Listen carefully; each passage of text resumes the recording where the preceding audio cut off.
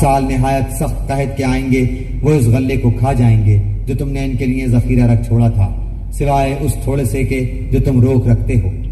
اس کے بعد جو سال آئے گا اس میں لوگوں پر خوب بارش برسائی جائے گی اور اس میں شیرہ انگور بھی خوب نچوڑیں گے۔ اور بادشاہ نے کہا یوسف کو میرے پاس لاؤ۔ جب قاصد یوسف کے پاس پہنچا تو انہوں نے کہا اپنے بادشاہ کے پاس واپس جا اور اس سے پوچھ کہ ان عورتوں کا حقیقی واقعہ کیا ہے جنہوں نے اپنے ہاتھ کاٹ لیے تھے۔ ان کے ہیلے کو صحیح طور پر جاننے والا میرا پروردگار ہی ہے۔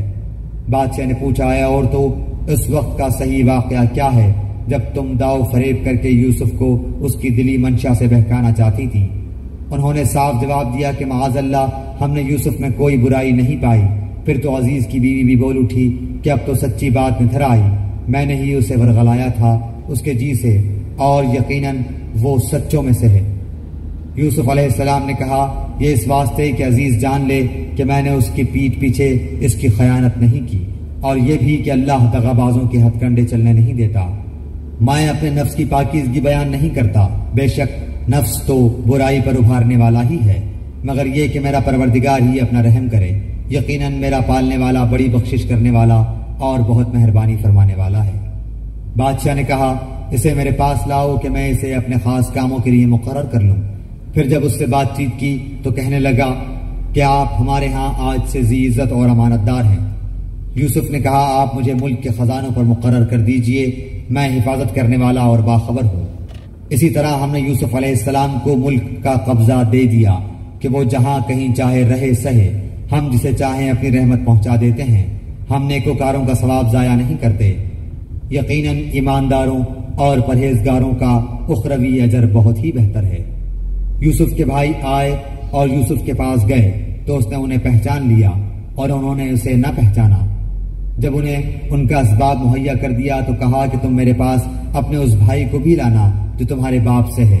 کیا تم نے نہیں دیکھا کہ میں پورا ناپ کر دیتا ہوں اور میں ہوں بھی بہترین میزبانی کرنے والوں میں؟ بس اگر تم اسے لے کر پاس نہ آئے تو میری طرف سے تمہیں کوئی ناپ بھی نہ ملے گا، بلکہ تم میرے قریب بھی نہ پھٹکنا۔ انہوں نے کہا اچھا، ہم اس کے باپ کو اس کی بابت پھسلائیں گے اور پوری کوشش کریں گے۔ اپنے خدمتگاروں سے کہا کہ ان کی پونجی انہی کی بوریوں میں رکھ دو کہ جب لوٹ کر اپنے اہل و عیال میں جائیں اور پونجیوں کو پہچان لیں تو بہت ممکن ہے کہ یہ پھر لوٹ کر آئیں۔